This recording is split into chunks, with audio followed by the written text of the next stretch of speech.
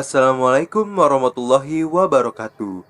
Apa kabar sobat pengetahuan? Semoga kita semua dalam keadaan sehat ya. Di video kali ini kita akan membahas mengenai teori pembentukan permukaan bumi dan struktur lapisannya. Hah? Bumi berlapis-lapis? Emangnya wafer? Iya, beneran loh, bumi memiliki lapisan yang mempunyai karakteristik strukturnya masing-masing pada setiap lapisannya. Ya sudah, daripada kalian semakin kepo, yuk kita simak video berikut ini. Sobat pengetahuan, ternyata bumi yang saat ini kita tempati umurnya sudah hampir 4.543 miliar tahun lamanya. Wow, sangat tua sekali ya. Usia tersebut diketahui oleh peneliti berdasarkan membandingkan jenis batuan tertua, bahkan penanggalan radiometrik meteorit. Maka tak heran jika bumi kita dahulu dengan sekarang berbeda permukaannya. Apa masa iya? Iya, beneran kok. Banyak teori-teori pembentukan permukaan bumi yang pernah dikemukakan oleh beberapa ahli. Wah, apa saja ya? Teori apungan benua. Teori ini dikemukakan oleh Alfred Lothar Wegener. Dahulu, bumi kita hanya merupakan satu benua besar yang disebut Pangea dan satu samudra besar yang disebut Patalasa. Seiring berjalannya waktu, Pangea terpecah dan mengalami pergerakan sangat perlahan ke arah ekuator dan barat akibat dari rotasi bumi hingga mencapai keadaan permukaan yang sekarang. Bukti dari teori ini adanya persamaan garis pantai Afrika Barat dengan Amerika Selatan bagian timur. Teori kontraksi. Teori ini dikemukakan oleh James Dana dan Elie de Baume. Kerak bumi mengalami penyusutan karena waktu itu ada proses pendinginan di dalamnya. Dari proses tersebut terbentuklah relief seperti gunung, lembah, dan juga daratan. Teori konveksi. Teori ini dikemukakan oleh Harry Hess. Menurutnya, pergerakan lava secara konveksi menuju permukaan bumi yang memiliki temperatur lebih rendah, kemudian menyebar ke segala arah, dan lambat laun akan membeku sehingga membentuk kulit bumi yang baru. Teori dua benua. Teori ini dikemukakan oleh Edward Suess dan Frank B. Taylor. Awal mulanya, bumi hanya memiliki dua benua, yaitu Laurasia di belahan utara dan Gondwana di belahan bumi selatan. Kemudian kedua benua ini perlahan bergerak ke arah ekuator dan menjadi beberapa benua. Benua Laurasia terpecah menjadi benua Asia, Eropa, dan Amerika Utara.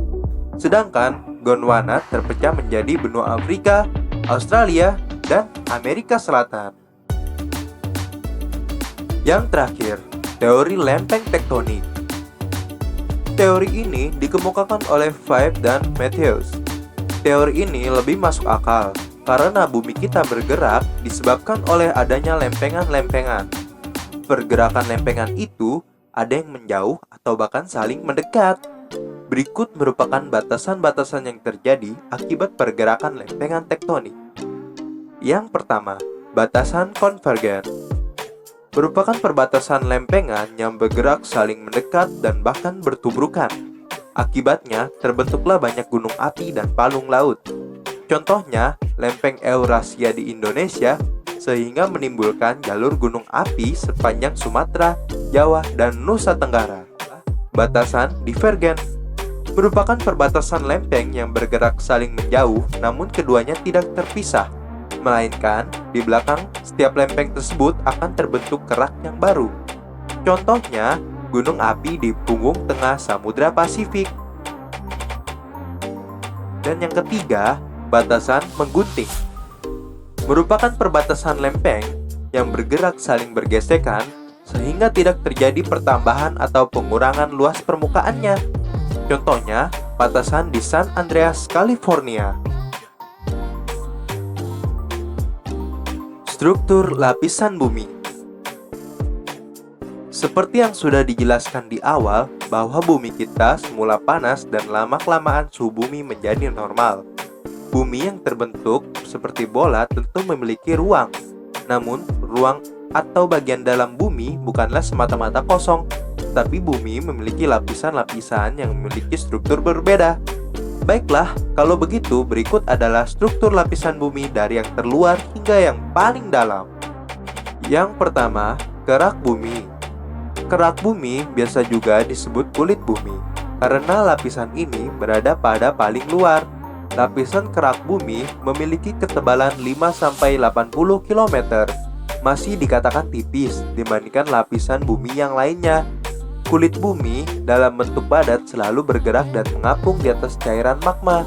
Menurut teori tektonik lempeng, terjadi arus konveksi di bawah lapisan tersebut, memaksa magma untuk bergerak ke atas.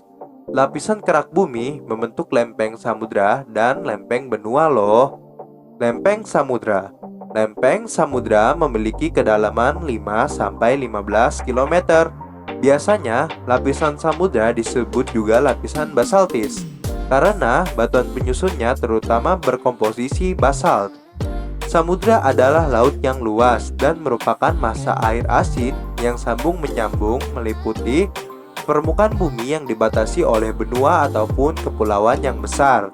Ada 5 samudra di bumi, yaitu Samudra Selatan, Samudra Arktik, Samudra Atlantik, Samudra Hindia, Samudra Pasifik. Lempeng benua. Benua merupakan daratan luas tempat kita tinggal. Benua memiliki ketebalan 30 hingga 80 km. Lapisan benua tersebut juga sebagai lapisan granitis karena batuan penyusunnya terutama dari batuan yang berkomposisi granit.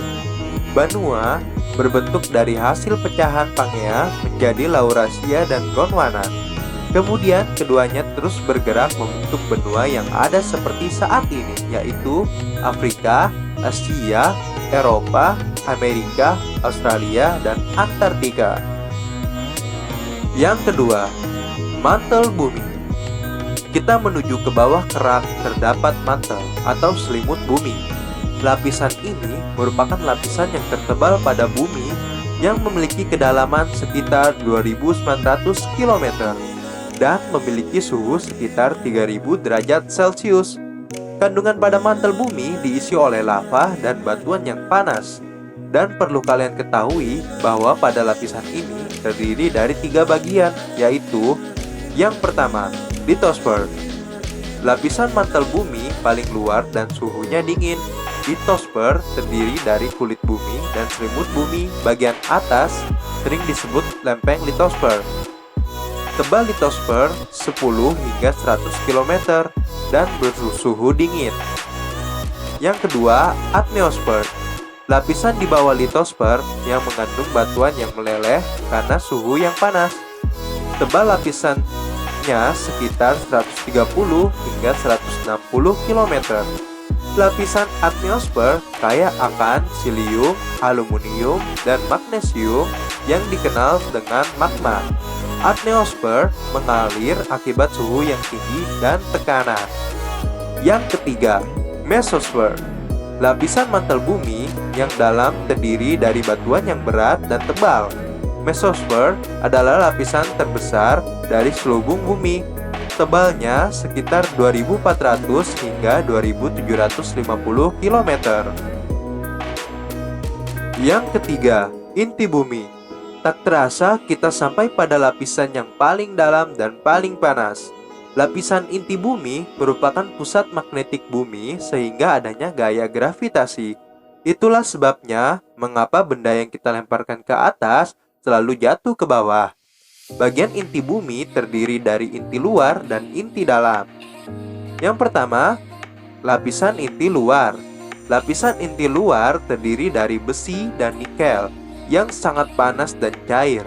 Maka tak heran jika suhu di lapisan ini mencapai 3800 derajat dan memiliki ketebalan 2000 km. Yang kedua, lapisan inti dalam. Berbeda dengan lapisan inti luar, lapisan inti dalam berbentuk bola berdiameter hampir 2700 km yang padat karena bahan penyusunnya yang terdiri dari besi dan nikel yang jumlahnya jauh lebih besar. Nah, pasti kalian penasaran kan berapa sih suhu pada inti bumi? Yap, suhunya sekitar 4500 derajat Celcius. Jadi kalau kamu memasak telur di sana, bukan hanya telurnya yang langsung matang, tetapi kamu juga ikut matang. Hehehe. Baiklah sobat pengetahuan, tak terasa semua materi mengenai struktur lapisan bumi dan teori pembentukannya sudah kita kupas tuntas. Semoga dengan mempelajari ilmu ini bukan membuat kita semakin sombong, melainkan semakin banyak bersyukur. Karena pada dasarnya, kita sebagai manusia memiliki keterbatasan dan belum apa-apa dibanding dengan ciptaan Tuhan lainnya. Jika kamu suka dengan penjelasan video ini, jangan lupa dukung kami dengan memberikan like dan subscribe, serta tinggalkan komentar jika perlu ada yang ditanyakan dan diperbaiki. Wassalamualaikum warahmatullahi wabarakatuh.